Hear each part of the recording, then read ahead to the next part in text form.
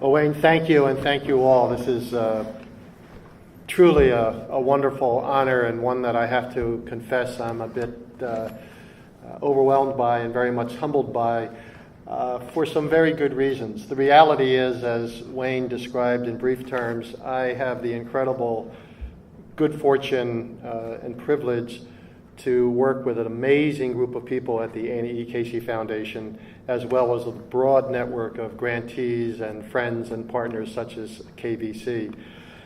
You all know, I think, just one great example of the kind of folks who work at the Annie E. Casey Foundation because of Teresa Markowitz. What you may not know is that there is no one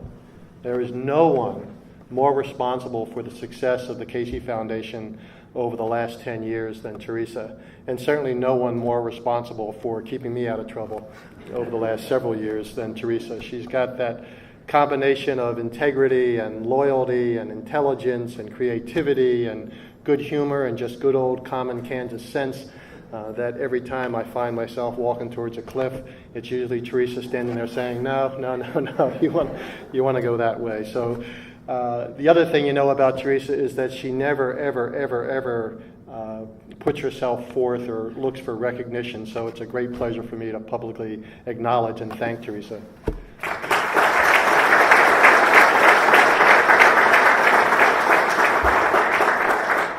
So I especially appreciate the term that you use for this award, the Everyday Hero term, because in fact, it is what each of us do, not just one day, not just a few days, but as the Wilmingtons have shown us, each and every day that makes a difference for kids in this country, and certainly for the children that you all work with.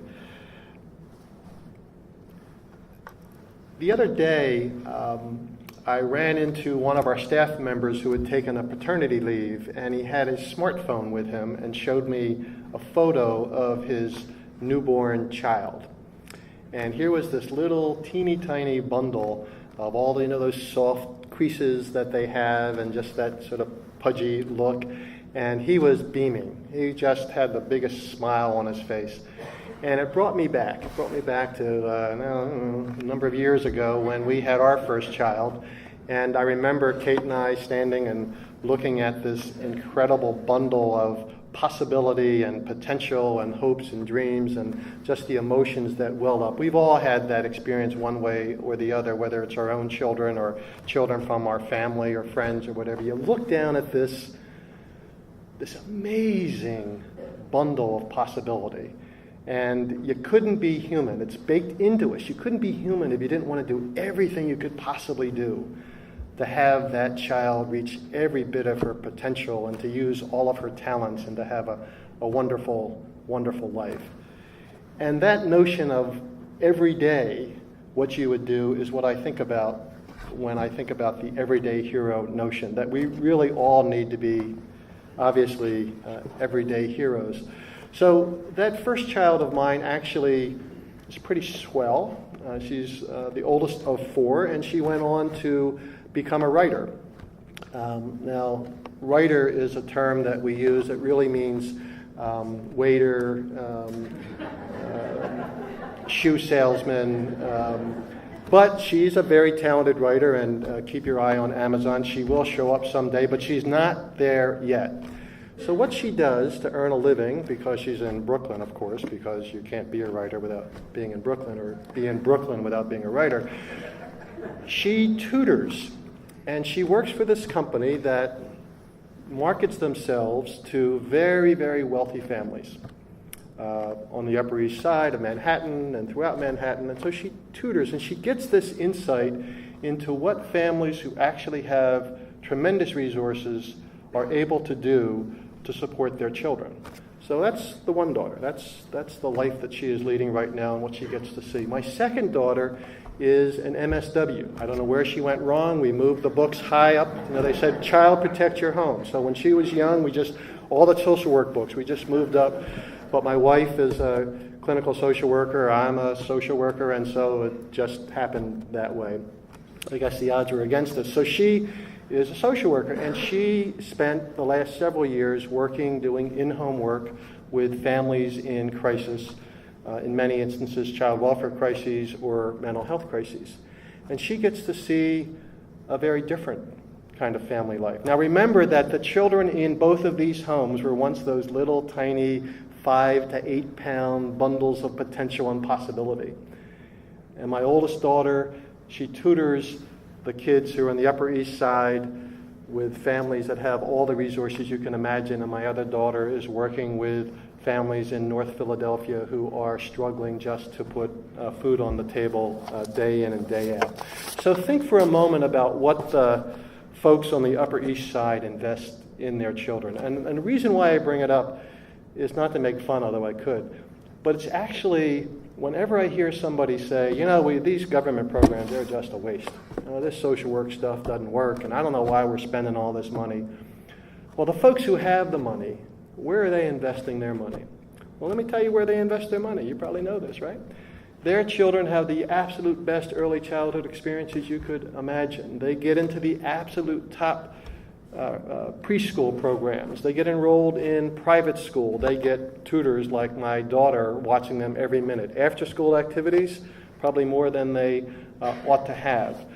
Everything that can be wrapped around a child to ensure that he or she is successful is invested by these folks. And then when they finally get into usually a pretty prestigious college, they're actually encouraged over a 4-year period as they're going from 18 to 21, 22, they're encouraged actually to take some risks.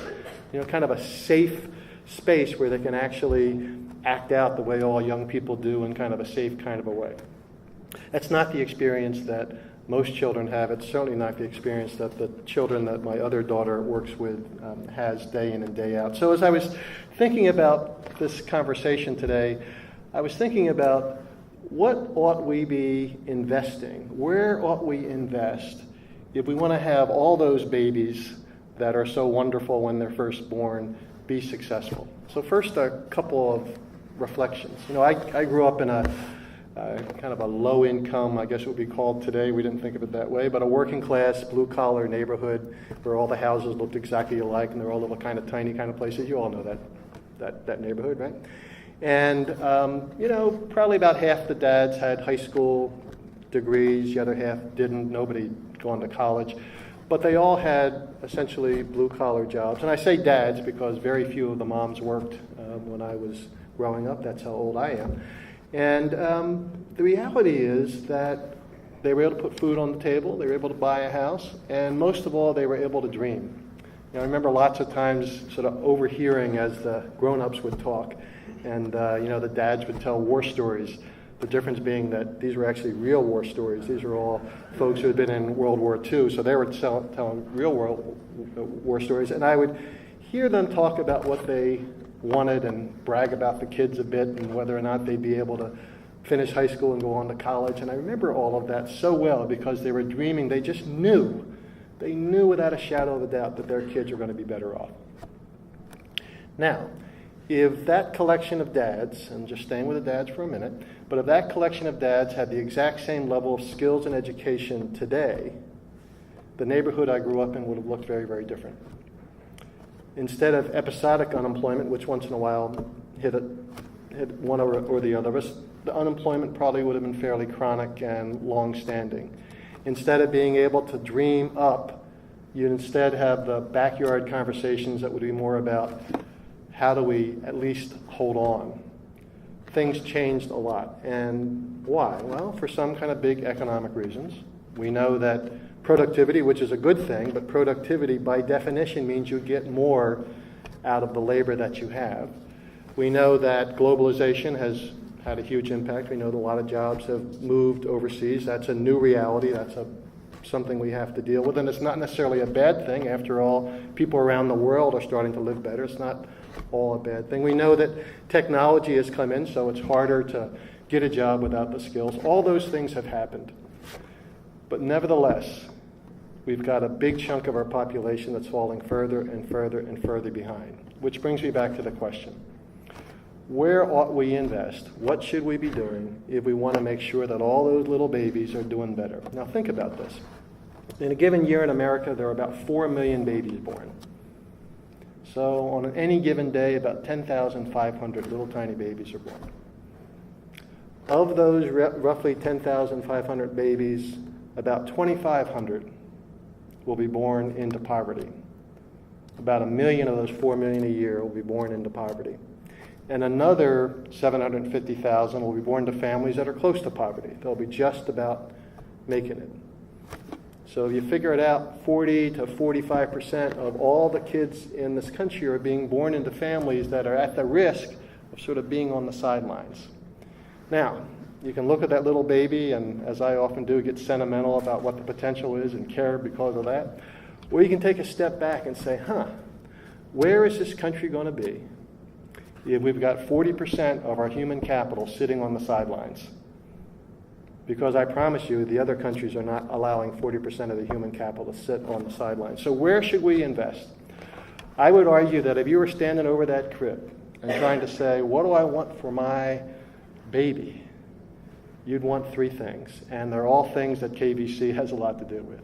Number 1, and most important, is you'd want a strong family. Number 2, you'd want a strong community. And number 3, you'd want lots and lots of opportunity. For us, it all begins with family, a family that has the kind of caring and compassion, has the financial resources, the social resources, the emotional resources to support their child. There is no substitute for the nurture, the guidance, the care that a permanent family brings to a child. Again, this is an audience I don't have to convince of that. I have a lot that I was going to say about that, but the Wilmingtons just stood up and said it better than I could. They said in a very, very specific and personal way what for one child a family means, and that means for all the children that KVC touches. What we love at the Casey Foundation about KVC is that not only are you demonstrating on the ground that in fact it is possible to find families for every single child, either the families to whom they were born with the right kinds of support, or the larger kin network that you can pull in, or in the case of the Wilmingtons, foster families and then adoptive families who can step in and say, yes, you are my child for life. I am committed to you. You are part of us. And when Thanksgiving comes, when you're 35 years old and you've got your own family, you come on home and see us. That kind of family for life, forever family, KVC is demonstrating again and again and again that it can do. But not only is KVC demonstrating the possibility, KVC is now going out and helping others and teaching others in a way that I think is actually quite unselfish, in the sense that it's not about building a KVC empire, although you got a little bit of empire going here, which is not a bad thing. But it's actually bringing what KVC knows to lots and lots and lots of other providers, private providers, and to public systems. And that's something the Casey Foundation cares an awful lot about. And Wayne, thank you for all that you're doing on that score. In addition to a strong family, though, no family raises children by themselves. They are part of a community.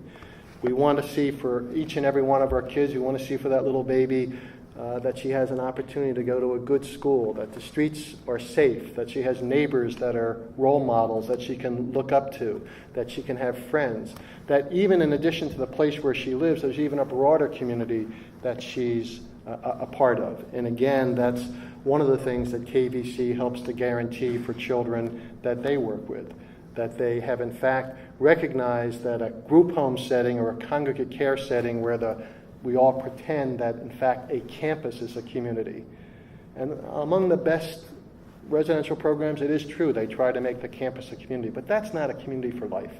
That's a temporary, let's fix a particular problem, let's get a handle on things, but then let's get this child reconnected to a family and to a community.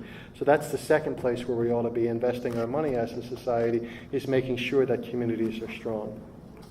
And third, you'd wish opportunity for a child. A nurturing family is important, a strong community is important, but if a child doesn't have opportunity, then you're not going to get that potential.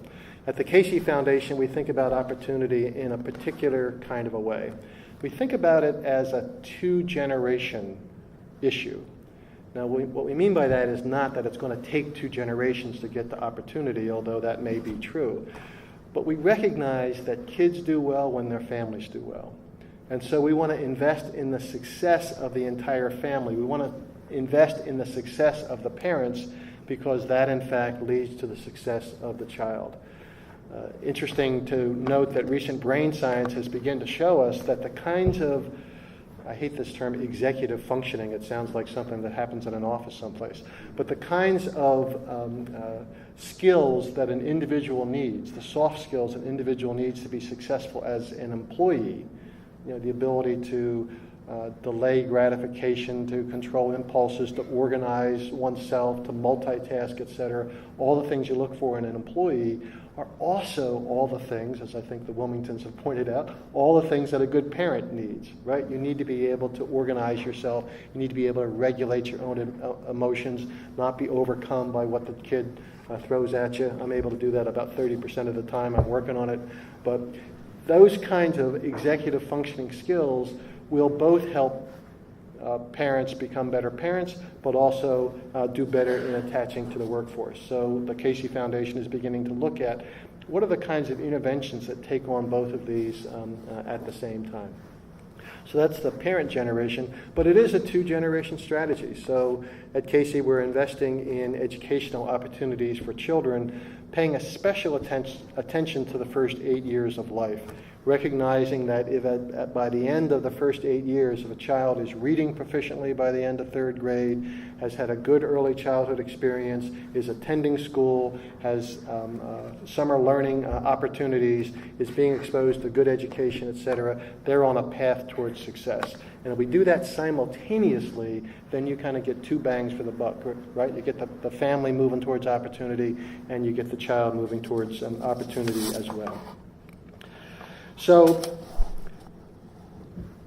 the list of things I just talked about may sound like kind of a long laundry list, but again, if you think back to those families that my daughter, the first daughter, is working with, the ones who are investing all of that, surely we as a society can figure out how we make the choices to invest in those kinds of resources. I want to thank you again for this incredible honor, and I especially want to thank the staff who are here, the foster parents who are here, all of KVC for what you do every single day. In my book, you are really the heroes here, and so it's a terrific privilege to accept this award. Thank you very much.